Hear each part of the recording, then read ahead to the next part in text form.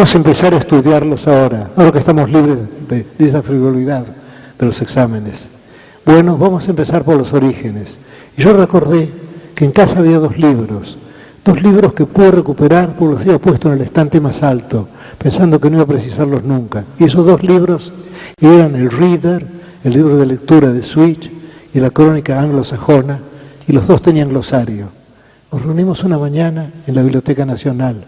Yo pensé, bueno, he perdido el mundo visible y ahora voy a recuperar otro mundo. Voy a recuperar el mundo de mis lejanos mayores, aquellas tribus, aquellos hombres que atravesaron a remo los tempestuosos mares del norte y que desde Dinamarca, desde Alemania y desde los Países Bajos conquistaron Inglaterra, que se llama Inglaterra por ellos, ya que England, tierra de los anglos, antes llamada tierra de los britanos, que eran celtas. Vamos a buscar esos libros. Yo busqué esos libros, recuerdo que era un sábado por la mañana, recuerdo exactamente, nos reunimos en el escritorio, en el despacho de Grusac y empezamos a leer. Una circunstancia que nos alegró y que nos mortificó un poco, pero al mismo tiempo nos llenaba de cierta vanidad. El hecho de que los sajones, como los escandinavos, usaban dos letras rúnicas para significar los dos sonidos de la TH, el de thing, digamos, y el de the. Y eso daba un aspecto misterioso a la página. Yo no podía ver esas letras, pero hice que me las dibujaran muy grandes en un pizarrón, y ahora tengo una imagen suficientemente exacta o inexacta de lo que son las dos letras rúnicas del anglosajón y del islandés. Empezamos a leer, leíamos palabra por palabra. ¿Qué otro modo de leer? Nos encontramos con un idioma que nos pareció del todo distinto del inglés, más parecido al alemán. Y ocurrió lo que siempre ocurre cuando se estudia un idioma nuevo, y es que cada una de las palabras resalta, es como si estuvieran grabadas, es como si fueran talismanes. Por eso los versos en el idioma extranjero tienen un prestigio que no tienen en el idioma propio, porque se oye, porque se ve cada una de las palabras. Uno piensa en la belleza o en la fuerza, o simplemente en lo extraño de las palabras. Qué raro, por ejemplo, que el sol no se llame sol, sino sunne, que la tierra se llama eorza, eorce. Todo eso es raro y todo eso se agradece.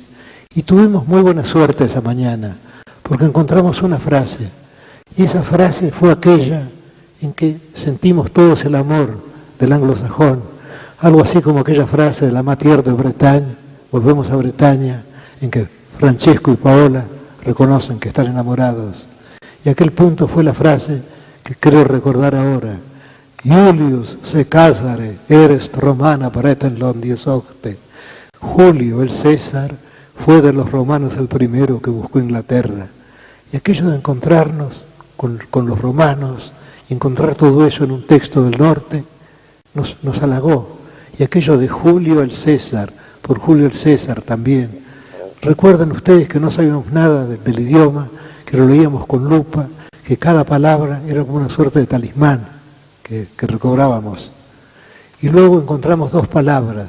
Con esas dos palabras ya estuvimos como ebrios. Es verdad que yo era viejo, ellos eran jóvenes, parece que son épocas aptas para el embriaguez. Y yo pensaba además, estoy volviendo al idioma que hablaron mis mayores hace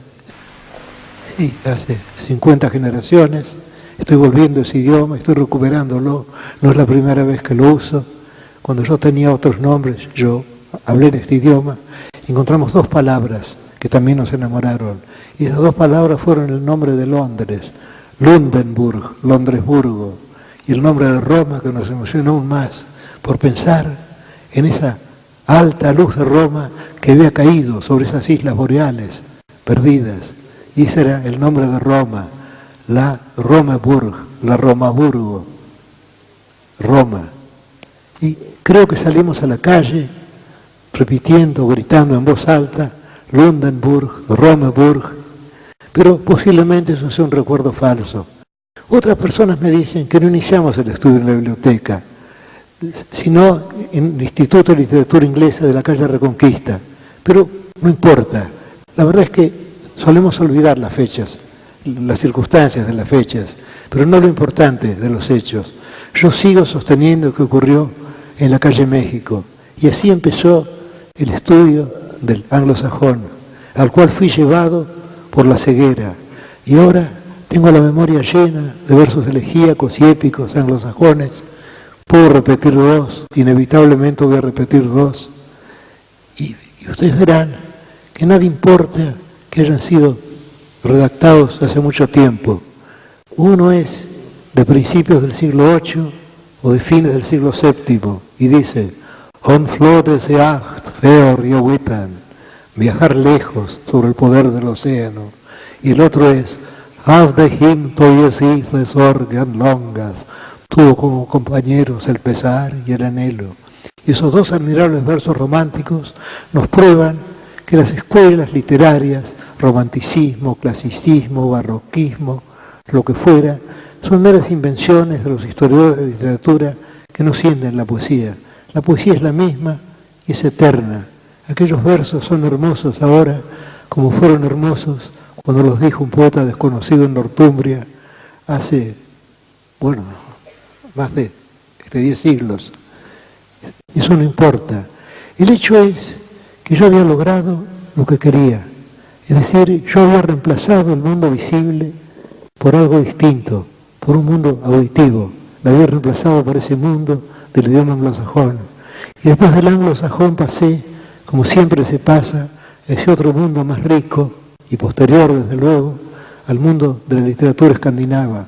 Pasé a las sagas y a las edas, y tengo también algunas palabras que no tengo por qué recordar ahora. Pero en fin, lo importante del hecho es que la ceguera no fue para mí una desesperación.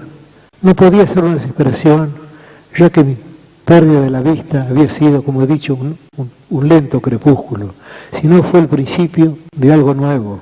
Y luego escribí un libro, Literaturas Germánicas Medievales, escribí muchos poemas basados en esos temas, y sobre todo gocé de esas dos literaturas, y tengo en preparación un libro sobre literatura escandinava. Es decir, no me dejé acobardar por la ceguera. Además, mi editor me dio una excelente noticia. Me dijo que si yo le entregaba 30 poemas por año, él podía publicar un libro. Ahora bien, 30 poemas significan una suficiente disciplina, sobre todo cuando uno tiene que dictar los versos, cuando uno no puede escribirlos. Pero al mismo tiempo una suficiente libertad, ya que es imposible que en un año no se le ocurra, no consiga uno 30 ocasiones de poesía. Y entonces he seguido publicando libros. Es decir, que la ceguera no ha sido para mí una desdicha total. Y yo creo que la ceguera no debe verse con patetismo, que la ceguera debe verse, y esto lo repetiré al final de esta conferencia, como un modo de vida. Es uno de los estilos de vida de los hombres. Ser ciego es como no serlo, digamos. Es un modo de vivir y debe aceptarse así, y tiene también sus ventajas.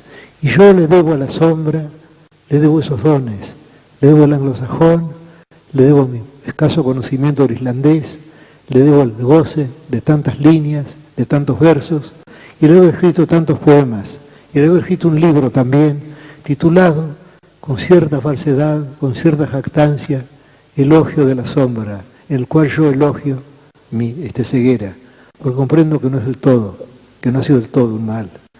Y ahora he hablado de mí y querría hablar de otros casos mucho más ilustres.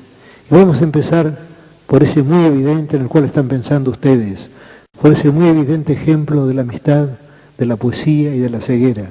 Vamos a empezar por quien ha sido considerado el más alto de los poetas, Homero.